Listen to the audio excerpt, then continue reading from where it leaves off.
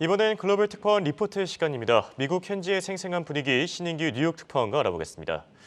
자, 최근 들어서 미국 증시에 이 심상치 않은 변화가 나타나고 있습니다. 투자 심리도 상당히 회복된 것 같은데요. 오늘 미국 증시 역시 상승 마감했습니다. 전반적인 특징들부터 짚어주시죠. 네, 월가의 투자 심리가 나쁘지 않은 상황입니다. 바클레이즈는 이 금융시장 전반적으로 기업의 실적에 크게 부정적인 영향을 끼치지 않는 선에서 금리 인하를 불러올 수 있는 경기 침체나 인플레이션 둔화와 같은 이런 부분들이 가격에 지금 반영되고 있다라는 분석을 내놓았고요. 기술주들에 대한 평가가 좀 가하다는 일부 포트폴리오 매니저들의 지적이 있었지만 오늘도 S&P 500 내 기술주 섹터는 1.09% 상승하면서 11개 섹터 가운데 두 번째로 높은 상승률을 보여줬습니다.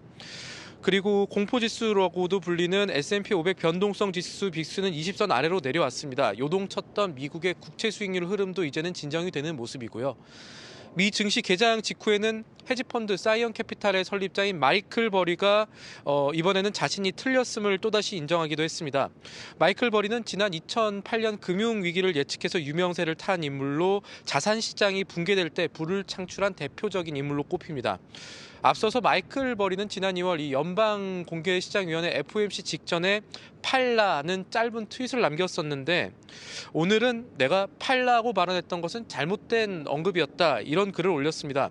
그동안 하락장을 오히려 매수 기회로 삼아왔던 이 바이 더 딥 전략으로 들어왔던 투자자들의 생각이 맞았다는 겁니다.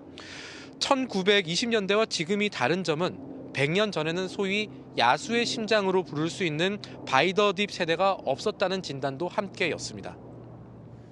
자, 여기에 또 오늘 시장을 살펴보면요. S&P 500 내 주요 섹터 거의 다 상승했는데 유일하게 은행주들만 하락하는 모습이었습니다. 그 원인에 대해서도 진단해 주시죠. 두 가지 요인 정도를 생각해 볼 수가 있겠습니다. 우선 백악관이 중형은행들의 규제를 강화하도록 촉구한 것이 지역은행주들의 주가에 특히 영향을 미쳤습니다. 백악관은 현재 2년에 한 번 취해지는 중형은행의 스트레스 테스트를 연 1회로 강화하고 은행의 자산이 1,000억 달러에 도달하면 스트레스 테스트 기간을 단축하기를 요구를 했습니다. 연방 차원에서 금융감독기구의 권한도 강화해야 한다고 요청을 했고요. 이런 조치는 의회 승인 없이도 이뤄질 수 있다고 백악관은 강조했습니다. 앞서 이 은행 자금 조달 프로그램과 같은 은행권의 급한 불 끄기에 나섰던 이 정부가 이번에는 채찍을 든 셈입니다.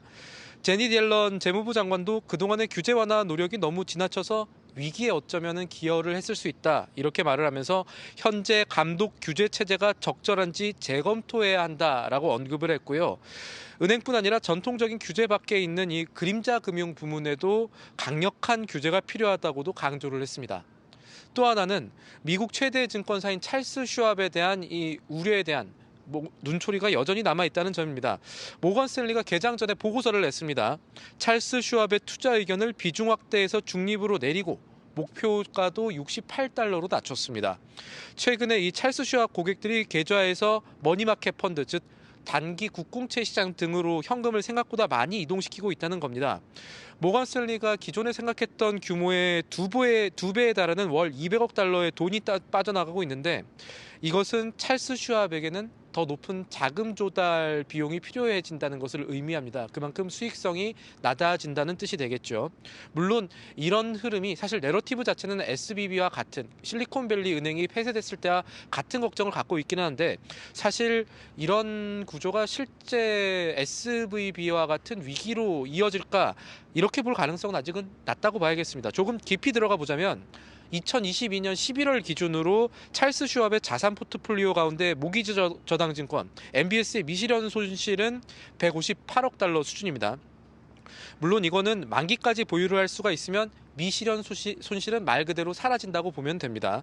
그러면 중요한 지점은 이 대형 금융 서비스 회사가 손실을 보면서까지 자산을 팔아야 하는 상황이 오느냐 그렇지 않느냐인데 현재까지 찰스 슈왑의 CEO는 1천억 달러, 1,000억 달러 이상의 예금 인출을 감당할 수 있는 유동성이 있다면서 시장을 안심시키고 있다는 점도 함께 살펴보셔야겠습니다.